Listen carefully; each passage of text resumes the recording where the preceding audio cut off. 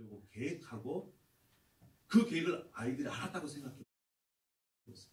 그러면 여러분 아이들이 부모님을 따라서 여행을 가겠습니까? 안 가잖아요. 아이들의 마음속에는 부모님과 함께하는 여행이 매우 기쁘고 즐거운 인생의 추억거리다 이렇게 생각하기 때문에 부모님과 함께 여행을 떠난 거 아니겠습니까? 마찬가지입니다. 우리도 지금 인생 여행을 하고 있습니다. 특별히 예수 그리스도를 믿는 우리들은 하나님과 함께하는 그러한 인생 여정에 있습니다. 구원의 완성을 향해 가는 그 인생 여정은 때로는 험하고 또 매우 긴 그러한 여정입니다. 그러한 인생을 우리가 살아갈 때 때로는 우리의 삶 가운데서 우리와 함께 하시는 그 하나님께서 정말 나와 함께 하실까? 하나님께서 만약에 계시다면 왜 내 인생 가운데 이러한 일들이 일어나지? 이렇게 생각할 때가 있다는 것입니다. 하나님이 멀리 계신다고 생각되었을 때 정말 그때는요 해가 이렇게 져서 어두워지는 그러한 노을에 아이가 집에 갈 곳이 없어요. 집에 가도 이렇게 반겨줄 사람이 없는 고아처럼 정말 외롭다. 그러한 마음을 들 때가 있습니다. 여러분의 인생 가운데 주님이 정말 필요한데 이때 주님께서 좀 역사를 해주셨으면 좋겠는데 정말 도와줬으면 좋겠는데 그러지 않을 그때 혹시 있었습니까?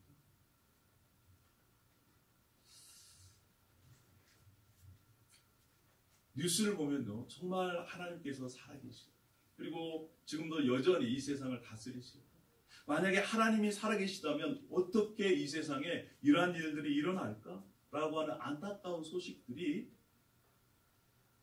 계속적으로 들려옵니다.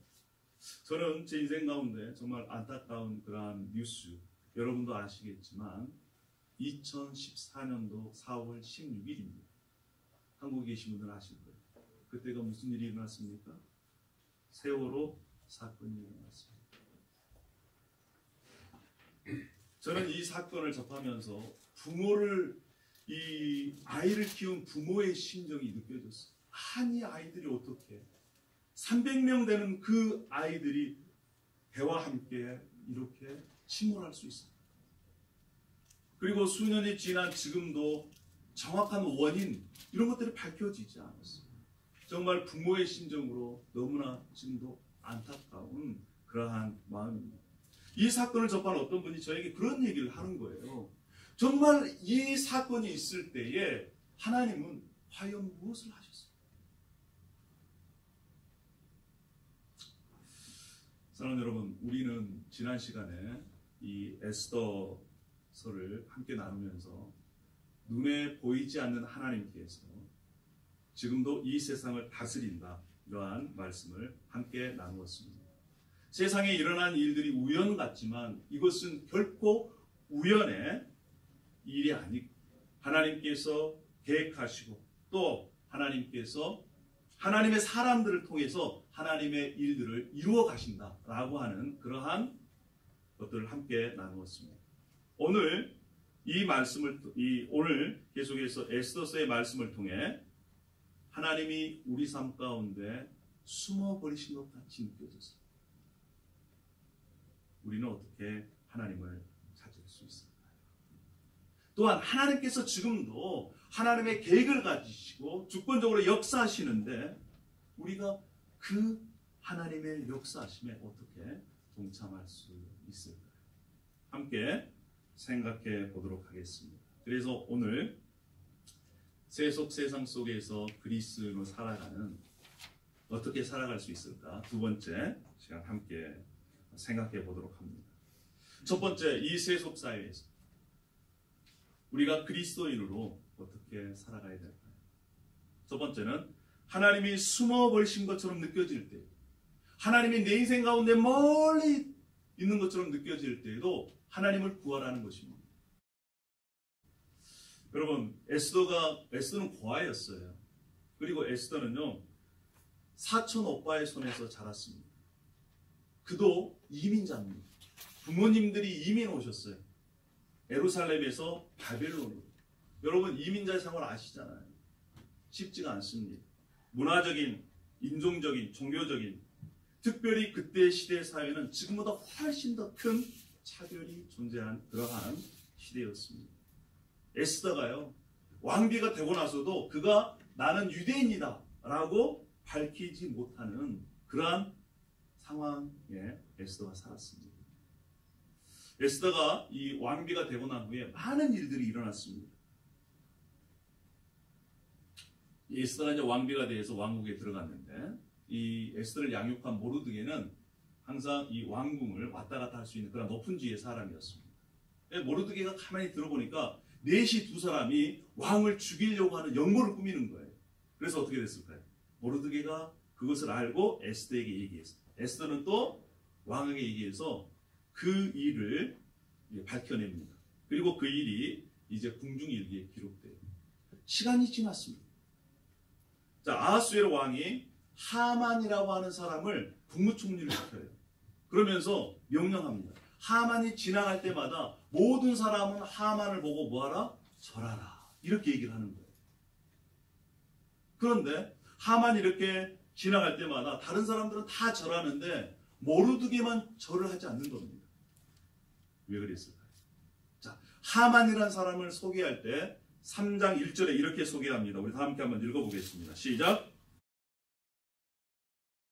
그 후에 아하수엘의 왕이 아각 사람 함므다다의 아들 하만의 지위를 높이 올려 함께 있는 모든 대신 위에 두니, 이 하만이라는 사람은 어떤 사람이라는 거예요? 아각 사람이라는 거예요. 아각 사람은 아각의 후손이라는 것입니다. 여러분, 이 아각이라는 사람은 어떤 사람이냐면 600여 년 전에 이스라엘을 공격했던 아말렉 족속의 왕이 아각이에요. 그러면 아각 사람이라는 것은, 이 하만이라는 사람은 아각의 후손이라는 얘기입니다. 왕족이라는 얘기예요. 그 왕족이 다른 나라에 가서 이제 국무총리가 됩니다. 그리고 하만에게 절을 하지 않는 이 모르드게는 유대인이에요. 그런데 이 아각이, 하만의 조상 이 아각이 초대 왕인, 이스라엘 초대 왕인 사울 왕이 왕위에서 버림받게 하는 아주 결정적인 역할을 한 사람이 바로 아각입니다. 아말렉 족속의 아각 왕이에요. 사울은 베냐민 지파예요. 지금 600년이 지난 다음에 이 모르드게라는 사람은 사울 왕의 후손입니다. 보세요.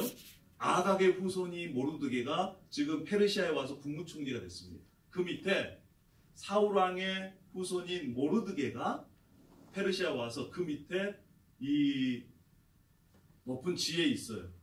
그런데 모르드게는 하만에게 인사를 안 하는 것입니다. 하만이 속해 있는 아말렉 족속은요, 600년 전뿐만 아니라 훨씬 전에도 이제 출애굽해서 나온 이스라엘 백성들이 출애굽해서 홍해를 건넙니다. 홍해를 건너는데 제일 처음에 와서 공격한 족속이 아말렉 족속이에요. 뒤편을 공격합니다. 그래가지고 늙은 사람들, 어린애들을 다 이렇게 공격해서 죽이는 그런 일을 누가 하냐면 아말렉 족속. 그 족속의 왕이 아각. 아각의 후손이 하만. 하만이 지금 국무총리가 돼서 절을 하게 하는데 이 모르드게는 절을 하지 않아요. 역사적으로 지금 아말렉 족속과 유대인들은 원수지간이었습니다. 왜 원수 앞에 절을 할 수가 없는 것이죠. 뿐만 아니라 모르드게는 아까도 말씀드렸지만 이민 왔어요. 강제적으로 이민 왔습니다. 이스라엘이 멸망하고 나서, 남유다가 멸망하고 나서 강제적으로 이쪽까지 포로로 끌려왔어요. 왜 그랬을까요? 왜 이스라엘이, 하나님의 백성 이스라엘이 멸망을 당했을까요? 그것도 바벨론 나라에. 그것은 바로 하나님의 말씀을 순종하지 않았어요. 하나님의 뜻대로 살지 않았기 때문에 그들이 하나님께 징계를 받은 것입니다. 그리고 포로로 끌려왔어요. 자, 포로로 끌려와 보니까 자기들이 했던 그것들이 너무나 하나님 앞에 잘못했다는 거예요. 그래서 정신을 차린 겁니다. 자, 우리가 하나님의 말씀을 지키자. 하나님의 뜻대로 살자. 우리의 신앙을 지키자. 포로로 잡혀와서 이제 정신을 차려서 이렇게 신앙을 지키려고 한 것입니다. 여러분, 우리가 하나님을 믿는 하나님의 자녀로요, 우리의 인생 가운데 어려움이 오고 고통이 오면 그것은 하나님의 사랑의 메인 줄로 믿습니다. 할렐루야. 그것은 우리를 심판하기 위한 것이 아니라 우리로 하여금 깨닫게 하고 다시 하나님께로 나아가게 하는 하나님의 사랑의 표식입니다. 할렐루야. 이스라엘 백성들이 그걸 깨달은 거예요. 그래서 이제 신앙을 지키기로 결정한 겁니다. 그렇지, 신앙을 지켜야지. 그래서 이와 같은 상황이 또 다니엘에서 나타나는 거예요. 다니엘의 세 친구도 금신상에 절을 하지 않습니다. 이것처럼 신앙을 지키려고 했어요. 근데 그 모습을 누가 보느냐? 하만이 보는 거예요. 하만의 그것을 보고 기분이 좋았겠어요? 안 좋아. 그래? 모르드게? 유대인이야? 그러면 모르드게만 죽이는 게 성이 안 찬다.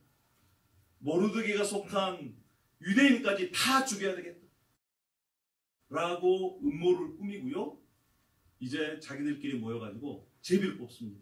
날짜를 정해놔요. 12월 13일. 이날은 페르시아 전역에 있는 유대인들을 다 죽이는 날이야. 그리고 나서 하만이 왕을 찾아갑니다. 왕이시여, 우리 페르시아 지역에 유대인 민족 아시죠? 그럼 알죠. 그 민족 있잖아요. 그 민족은 왕의 법을 지키지 않는 민족입니다. 자기 나름대로 법을 지키는 거예요. 그런 민족들이 우리나라에 살면 되겠습니까? 이거는 왕에게 전혀 도움이 안 됩니다. 왕이시여, 이 민족들을 모조리 몰살시킵시다. 거기에 드는 경비는 제가 다 되겠습니다. 이렇게 얘기를 하는 거예요. 그래서 제가 은 1만 달란트를 내도록 할 테니 이 사람들을, 유대인들을 죽이기로 법을 정해서 공포하십시오. 이런 겁니다. 그때 당시에 은 1만 달란트는 지금 그 톤으로 환산하면요 340톤입니다. 10돈. 10돈 반지 여러분 끼면 무겁습니까? 안 무겁습니까? 반지 10돈을 끼고 다니는 사람도 없을 거예요. 근데 340톤이에요. 340톤인데 그때 당시에 페르시아 이 1년 예산의 3분의 2 돈이에요. 어마어마한 돈이죠. 그 돈을 내서, 왜냐하면 유대인들을 잡고 또 재산을 탈취하고 이러려면 사람들이 동원되잖아요. 거기에 대한 경비를 자기가 되겠다는 거예요. 그래서 왕이 생각해 보니까 유대 백성들이 자기에게 도움도 안 되고 또 경비도 이 하만이 되겠다고 그러니까 어떻게 했을까요? 그래, 도장을 찍은 거예요. 그리고 전체 다 이렇게 온 나라에 공표를 했습니다. 자, 유대인들은 이제 사형 날짜를 잡아놓은 거예요. 12월 13일. 여러분, 만약에요, 우리 인생 가운데 여러분 죽을 날짜가 이날이다 라고 결정되면 여러분 지금 뭐 하시겠습니까? 예, 만약에 그때 당시에 우리가 페르시아에 살았다면 이제 지금으로부터 11개월 후에요. 여러분 어떻게 하시겠어요? 주랭랑입니까? 예, 그 사람들이 11개월 후에 이렇게 공표하고 나서 죽게 도망가게 놔두겠어요? 이때에 모르드게는 마음의 결정을 합니다. 무엇을 하기로 결정을 합니다. 자, 우리 4장 1절 말씀을 다 함께 한번 읽어보겠습니다. 4장 1절 말씀. 자, 시작. 모르드게가 이 모든 일을 알고 자기의 옷을 찢고 굵은 베옷을 입고 재를 뒤집어 쓰고 성중에 나가서 지금 자신들이 모르드게뿐만 아니라 모든 유대인들이 죽을 위기에 처해 있습니다. 어떡하겠어요? 지금 죽을 날짜를 정해놨다니까요. 제사날을 받아놓은 것입니다. 그때 뭐 했어요? 굵은 베옷을 입고, 굵은 베옷은 장례식 때 가는 슬픔을 표현하는 얘기입니다. 대성통곡을 하는 거예요. 울부짖습니다. 죽게 되었다. 이 모습을 보고요, 3절에는 또 누구? 이제 저녁에, 페르시아 전역에 이 법이 공포가 됐으니까 그 얘기를 듣는 유대인들이, 신실한 유대인들이요, 3절에 이렇게 말씀합니다. 왕의 명령과 조서가 각 지방에 이름에 유대인들이 크게 애통하여 금식하며 울며 부르짖고 굵은 베옷을 입고 제 누운 자가 무수하다. 얼마나 슬프겠습니까? 이제 11개월 후면 자신들이 죽임을 당하고 재산은 다 빼앗길 처지에 놓여 있는데, 여러분, 과거에 우리가 어릴 때 정말 어르신들이 슬프면 어떻게 합니까? 땅바닥에 펄썩 주저앉아가지고 고무신으로 땅을 치면서 아이고. 여러분 그런 모습 안 보셨어요? 어릴 때 봤어요. 그만큼 슬퍼했어요. 슬픔을 지금 이렇게 표현하고 있어요. 여러분 그런데 겉으로 보기에는 유대인들이 지금 죽을 위기에 처해 있습니다. 그렇잖아요? 죽을 날짜를 받아놨잖아요. 그런데요, 하나님은 그들을 위한 계획을 가지고 계셨습니다. 그런데 그 계획이 실행되기 위해서는 그 계획을 실행하기 위한 사람들의 목도 있다는 것입니다. 그것이 바로 무엇입니까? 그 얘기를 듣는 순간 모르드게와 유대인들은 뭐 했습니까? 하나님 앞에 울부짖었습니다. 본문에는 기도했단 말은 나오지 않지만 다른 부분에서 울부짖었다라고 하는 표현은 기도했다라고 하는 표현입니다. 여러분, 우리가 절대절명 앞을 바라봐도 아무 소망이 없을 때, 너무나 끔찍한 일을 당해서 어쩔 줄 모를 때, 그때 여러분 뭐 하시겠습니까? 모르드게와 유대인들은 하나님 앞에 하나님을 붙잡고 하나님 앞에 부르짖었습니다. 우리가 하나님의 일하심을 볼 수 없을 때, 정말 위기에 처해 있을 때, 그때 우리가 할 수 있는 그것이 무엇입니까? 바로 기도입니다. 기도는 하나님께서 우리에게 주신 마지막 찬스입니다. 할렐루야. 소망이 없다고 느껴질 때가 바로 하나님께 부르짖을 때, 바로 하나님을 만날 수 있는 기회입니다. 할렐루야. 아까 우리가 찬양했던 찬양의 말씀, 우리 시편 40편 1절 말씀을 다 같이 한번 읽어보겠습니다. 시작. 시편 40편 1절 말씀입니다. 시작. 내가 여호와를 기다리고 기다렸더니 귀를 기울이사 나의 부르짖음을 들으셨도다. 나를 기가 막힐 웅덩이와 수렁에서 끌어올리시고 내 발을 반석 위에 두사 내 걸음을 견고하게 하셨다. 할렐루야. 나를 기가 막힐 웅덩이, 얼마나 시적인 표현이에요. 정말 기가 막혔어요. 그 수렁에 빠졌는데 모든 것이 다 닫혀있는 상황 속에 절망의 죽음 가운데에서도 하나님 앞에 부르짖었더니 하나님께서 내 기도를 들어주셨다. 할렐루야. 이것이 기도를 해서 하나님으로부터 건짐을 받는 자의 고백입니다. 사랑하는 여러분, 때로는 우리의 삶 가운데 하나님께서 침묵하시고 우리가 멀리 하나님을 떠나 있는 것처럼 느껴질 때 여러분 뭐 하시겠습니까? 모르드게와 또 유대인처럼 하나님 앞에 하나님을 구하고 하나님을 붙잡는 저와 여러분이 되길 소망합니다. 할렐루야. 그러면 하나님께서 건져주십니다. 우리를 반석 위에 세우십니다. 우리에게 위기가 있을 때는요, 그때가 바로 하나님께 기도하라는 시입니다. 때로는 하나님께서 우리의 인생 가운데 숨어 있다고 느껴졌을 때 그때라도 하나님을 구하는 저와 여러분이 되길 원합니다. 할렐루야.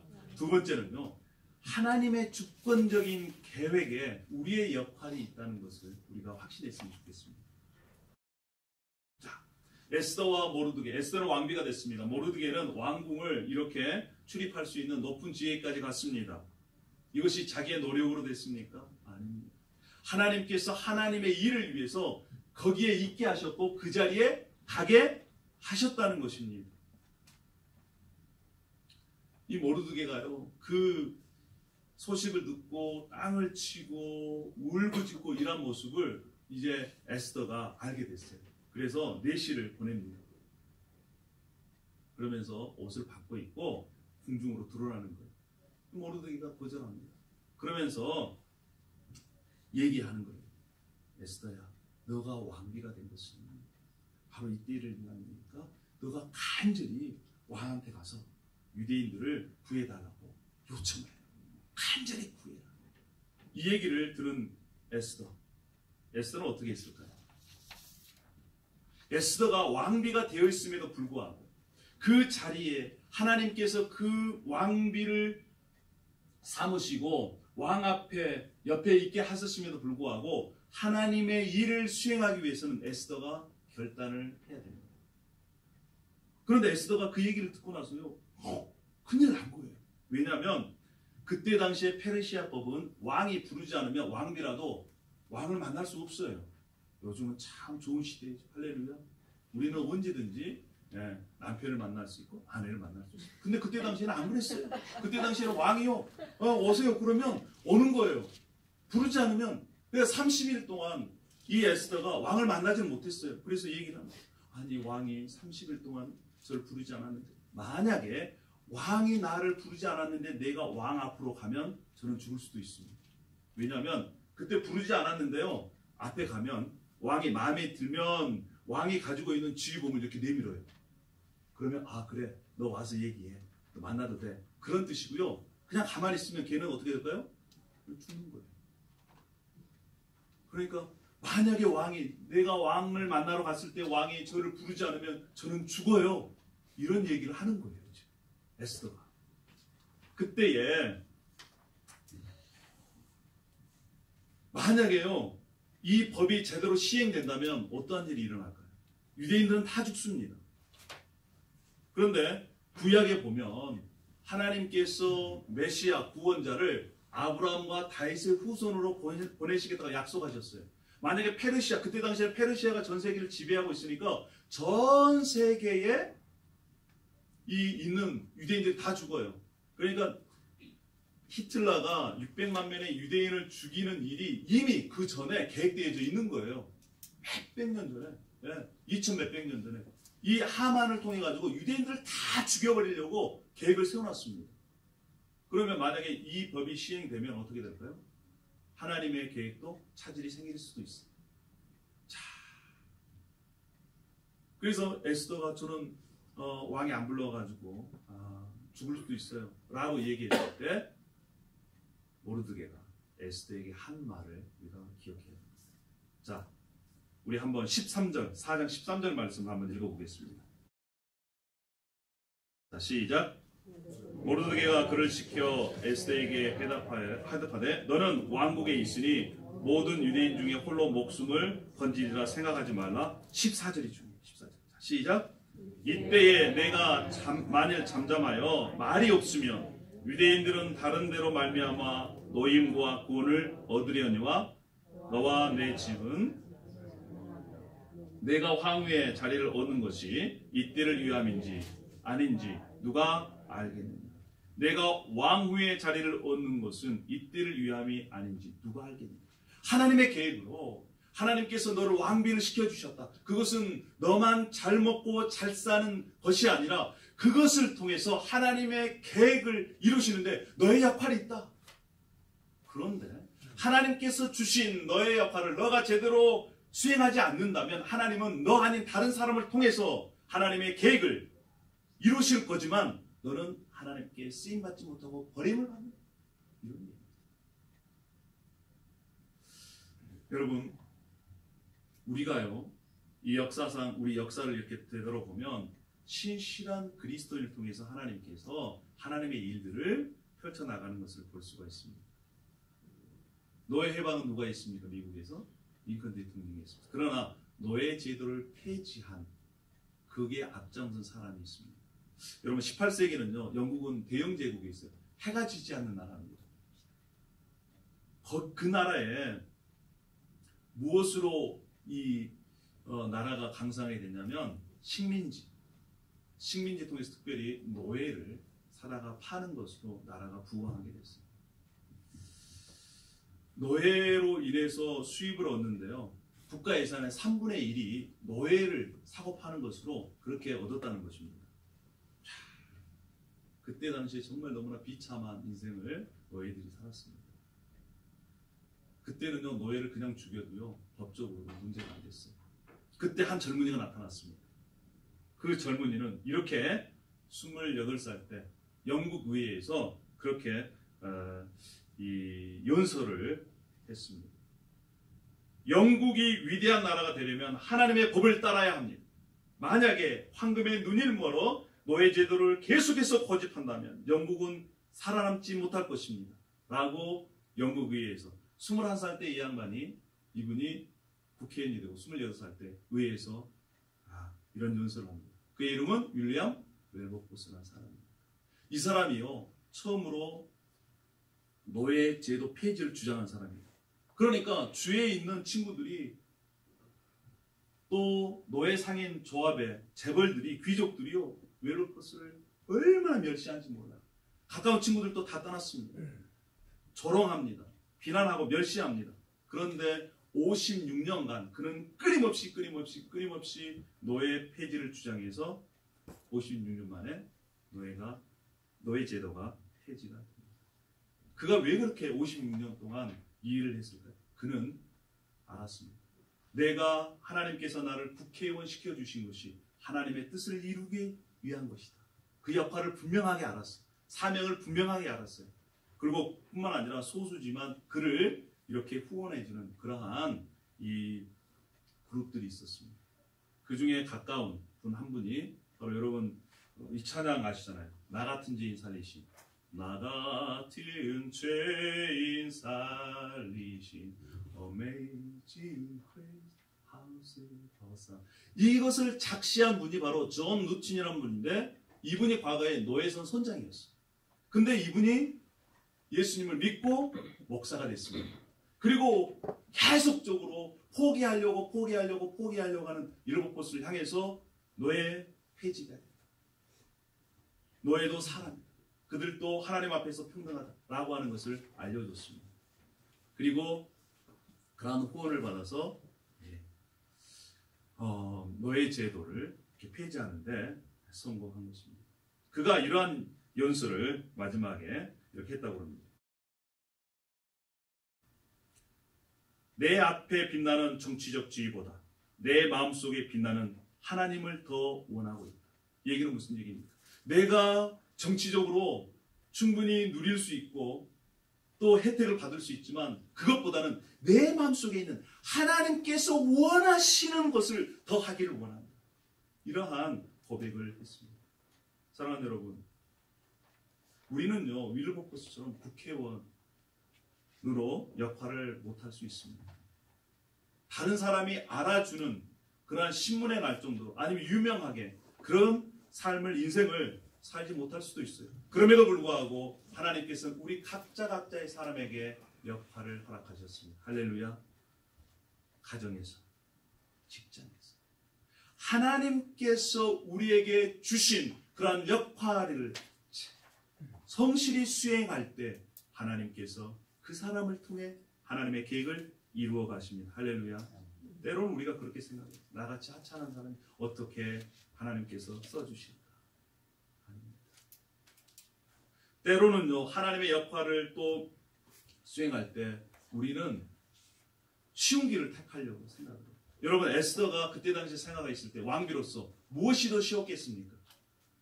그냥 자기가 입을 다물고요 왕비로서 왕국에 가만히 있으면 목숨은 부지할 수 있어요. 자기는 살 수 있습니다. 그것이 더 쉬울 거예요? 아니면은 자기가 다른 사람을 위해서 이렇게 왕 앞에 나가는 게 더 쉽겠습니까? 목숨 걸고. 그냥 침묵하는 게 더 쉬웠어요. 그런데 에스더는 그렇게 하지 않았습니다.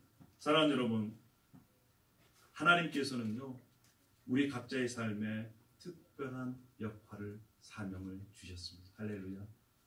그 사명을 인식하고 가정에서 또 삶의 현장에서 충실한 일꾼들을 통해 하나님의 일들을 이루어 가신 줄로 믿습니다. 아멘. 마지막 세 번째입니다. 세 번째는요, 하나님의 계획을 이루시기 위해서는 반드시 뭐가 필요해요? 대가가 지불한 것이 필요합니다. 왕후의 자리를 얻는 것이 이때를 위함이 아닌지 누가 알겠느냐. 이 소리를 들은 에스더가 이제 마음에 결단을 합니다. 하나님께서 이 사명을 이제 확신하는 거예요. 그러면서 기도를 부탁합니다. 내가 기도하겠습니다. 내 함께하는 궁녀들이 3일 동안 금식하면서 하나님 앞에 구하겠습니다.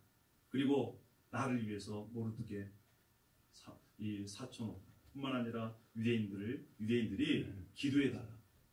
그러면서 하는 얘기가 매우 우리가 잘 알고 있는 말씀입니다. 죽으면 죽으리라. 왜냐면요, 지금 에스더가 마음의 결단을 하고 왕 앞에 나아가는 것은 관습과 법을 어기는 거예요. 또 자신이 유대인임을 밝혀야 됩니다. 얼마나 어렵습니까? 그런데 에스더가 이 유대인의 목숨을 건지기 위해서, 하나님 백성들의 목숨을 건지기 위해서 이제 죽으면 죽으리라 결단합니다. 그러면서 하나님 앞에 나아갑니다. 여러분, 하나님의 일을 이루기 위해서 수고와 헌신, 결단, 대가 지불, 위험 감수가 없으면요 일어나지 않습니다. 여러분, 우리의 삶도 마찬가지예요. 가만히 있는데 우리의 삶이 변할까요? 가만히 있는데 다른 사람의 삶이 변할까요? 가만히 있는데 하나님의 역사가 막 일어날까요? 아닙니다. 하나님께서는 특별히 하나님 앞에